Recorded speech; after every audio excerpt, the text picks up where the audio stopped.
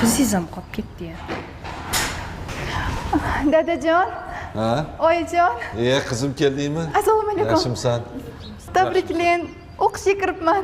Voy, tabriklayman qizim. Voy, zo'r bo'pti. Baxtli bo'lgin. Qandoq yaxshi?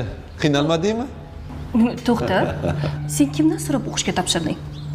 Nimaga bizga bir og'iz aytmading? Ha? Umuman senga o'qishni kim qo'yibdi? Sen o'qishga kirsang, uni xarajatlarini kim to'laydi? Oyijon, men budjetga o'qishga kirdim. Ana. Institutga umuman kontraktim hech qanaqa pul to'lamayman. Voy, baraka topgin.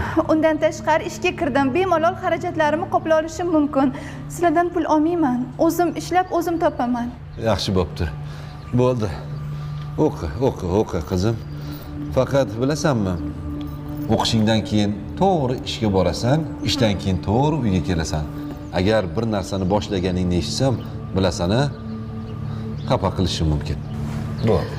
Undan keyin ishga kirganingdan keyin faqat o'zingni o'ylamagin. Bunda oilamizga yordam berishni, sarf xarajatlarimizni ko'tarishni sal o'ylagin, xo'pmi qizim? Ha, bo'ladi, hammasi bo'ladi. Onasi.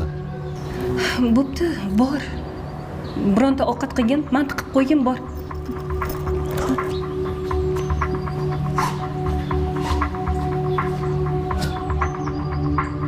Ay, dadasi, men shu yakshanba chiqib